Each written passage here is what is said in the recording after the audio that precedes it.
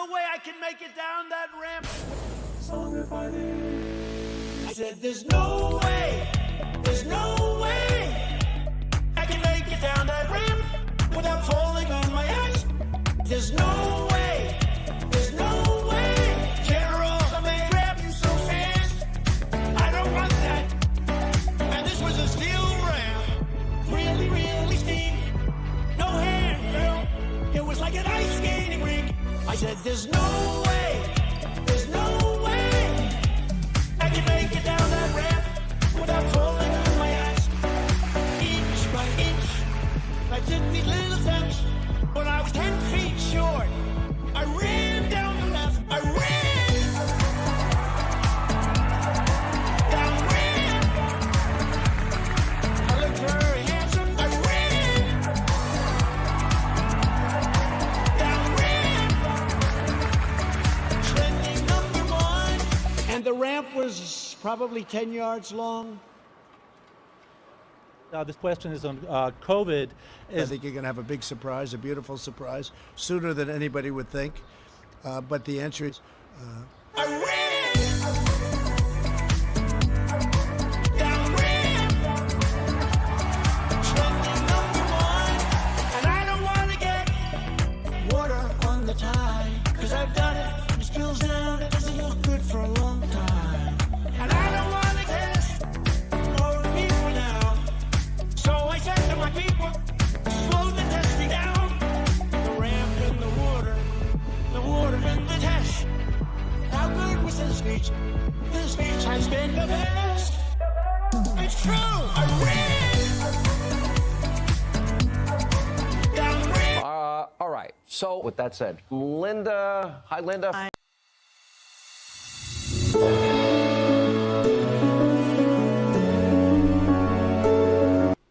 Hello, everyone. Welcome to the Chicago Justice Show. I'm your host, Tracy Siska. I'm also Executive Director of the Chicago Justice Project.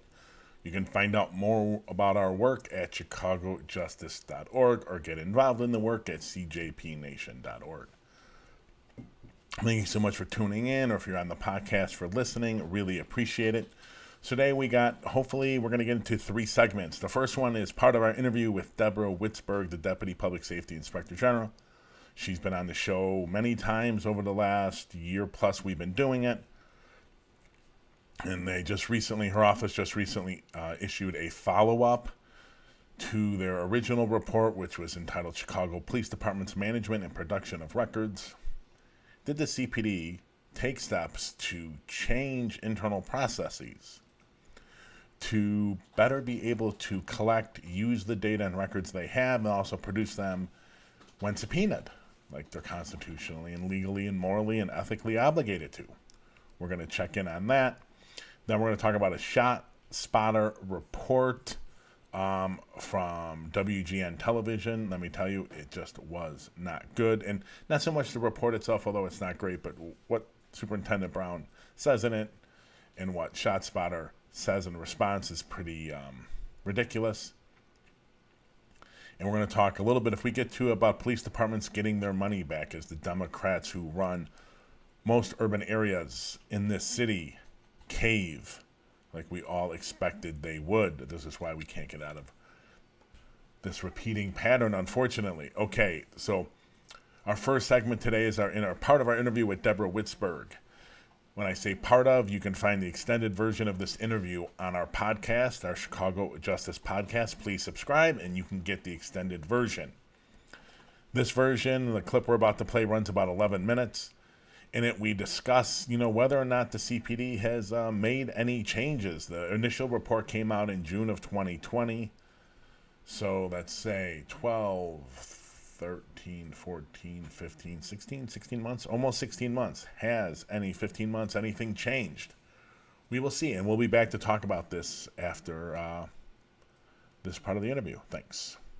Hello, everyone. Welcome to the Chicago Justice Show. We are delighted today to have back Deborah Witzburg, who's Deputy Public Safety Inspector General for the city, and will be at least for a few more weeks or months. We'll see with the chaos that's going on in the city and the fact that our city council decided, or our mayor decided, to the very last weeks of current still current, I think, or soon to be former Inspector General Joe Ferguson's time was up. This process for replacement probably should have happened 6 months ago.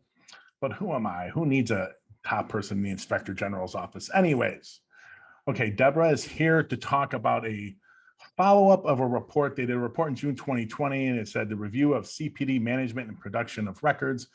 We talked about it on this show. You can go look for it. And this is about subpoenas. Do they have the ability to know that they are responding completely? And that has very serious implications for justice, for sure. And now we have a September 2020 follow-up review of CPD management and production of records. So we're here to talk to her about what recommendations they made in the original report and the status of the follow-up from the CPD. Deborah, thank you so much for joining us. Having me.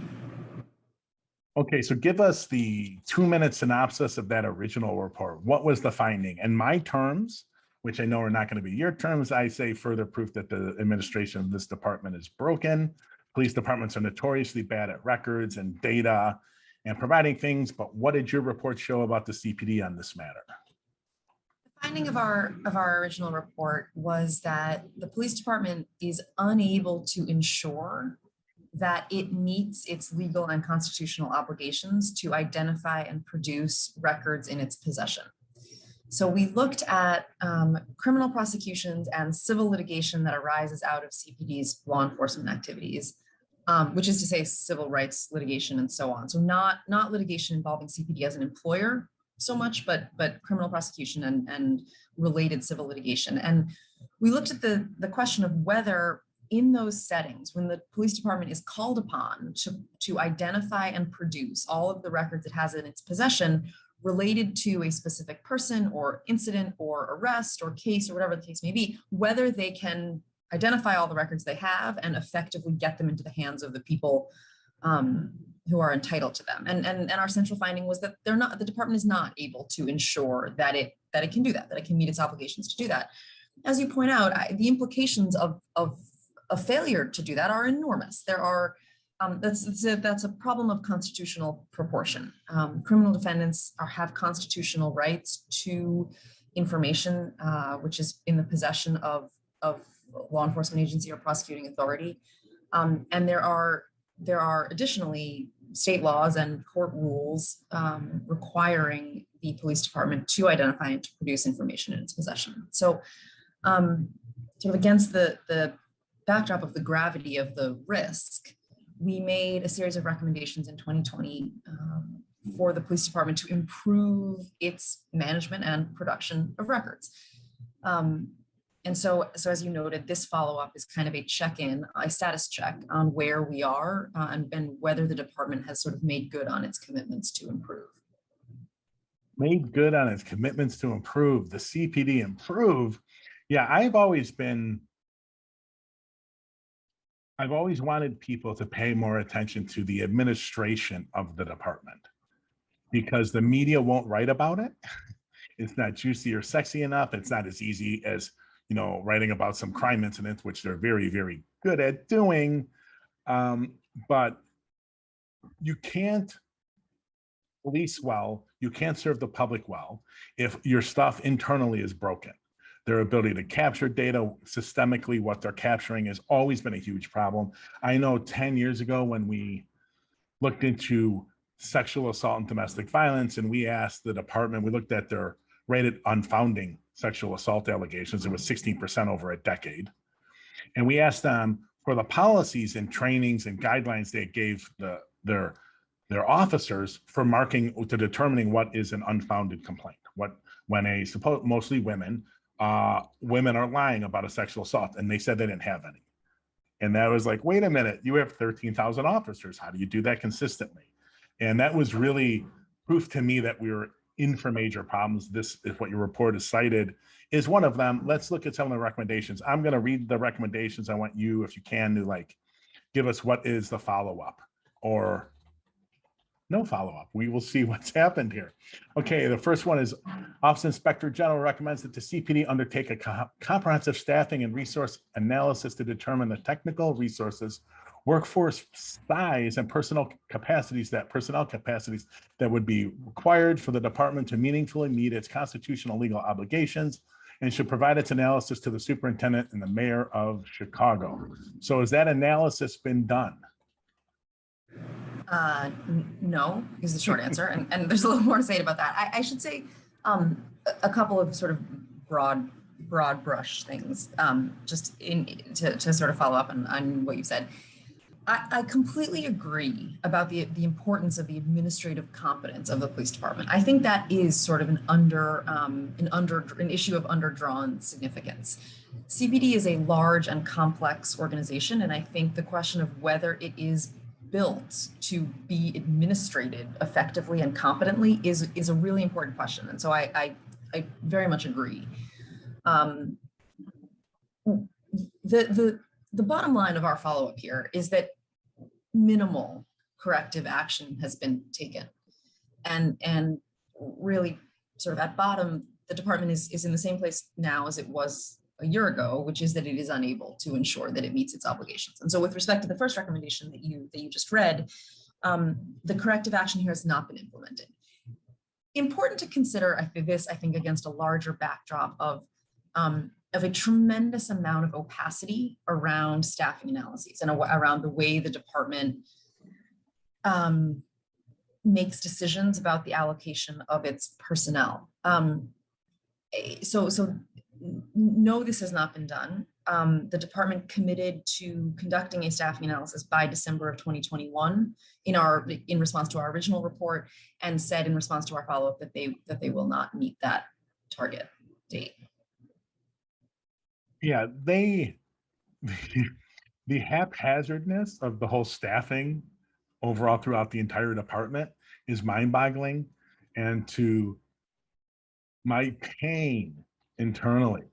I haven't been able to get the media has accepted. There is a number in the contract that says the police department will have this many budgeted officers or in the budget. And everyone takes that as gospel, as if that is science-based number. And I meant several years ago, I had sources in R&D, research and development. I had sources in command level, and they did a lot of searching about where that number came from. And the best they could ever figure out is it was a negotiated number between Superintendent Phil Klein and the alderman. And I know, well, okay, so when you hear we're short officers or something, short from what? Yeah. So that's right. Short from what? When we're thinking about overtime, like over what, right? How many officers is the right number, and how would we use the right number of officers to sensibly control overtime? How do we allocate personnel according to sort of institutional priority, and all of those questions I think would be elucidated, let's say, by a publicly available staffing analysis. Yeah, and the ability for them to actually really systemically keep high quality quantifiable data about what's going on. I can't really talk much about it, but I will say through discovery in our FOIA lawsuit with the CPD, they delivered something to us regarding staffing and an analysis on that I think they would rather I didn't have. And I FOIA'd that document and other documents related to that if they had done other ones for other years. And they said they have no such documents, which I find hilarious considering they gave it to me in discovery. So I know it exists, right? So that's hilarious, but they're obviously doing some staffing analysis internally at times. Whether or not it's any good and the quality is highly questionable. I know I think we talked about it on the last time you were on the show. They're working with the Chicago Crime Lab on some kind of newfangled staffing analysis. Hopefully that works out. But the opacity around all of that just drives me crazy, because it just lets the media run with this thing that we're short officers. And the reality is, we don't know if that number 13,275, whatever it is, we could be short. We may need 18,000, or we may need 11,000, given the priorities and what the city wants to do. And I talked on my show earlier today, we're right in line with officers per resident that New York is in right now. If you cost 11,500 officers, but LA, who has much bigger district and much smaller crime, has one officer. So Chicago's something like one officer per 235 residents. LA is like 394, and a much bigger actually geographic space to patrol and much less shootings and homicides. Now, there's all kinds of sociological reasons of why, but when you can't have that discussion if people don't talk about the issue, if they just take those numbers at face value. I think that's right. And so I think it's important to understand this particular recommendation and the sort of lack of response to it in that larger context.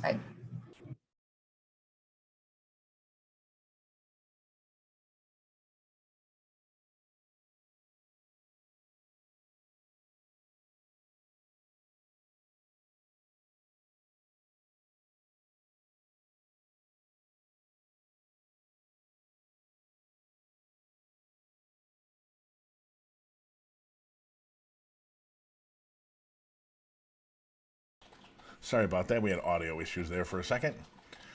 Fascinating discussion. Please go subscribe to the pod and get access to the extended version. It's really worth listening to. The Chicago Police Department administratively is absolutely, utterly broken. And I don't know if it's any more broken now than it was 5, 10, 15, 20, 30 years ago. Administratively, they're run so poorly and so incompetently. It's hard to imagine they're worse now than they used to be. They're not worse now than they used to be, but it's just so utterly broken.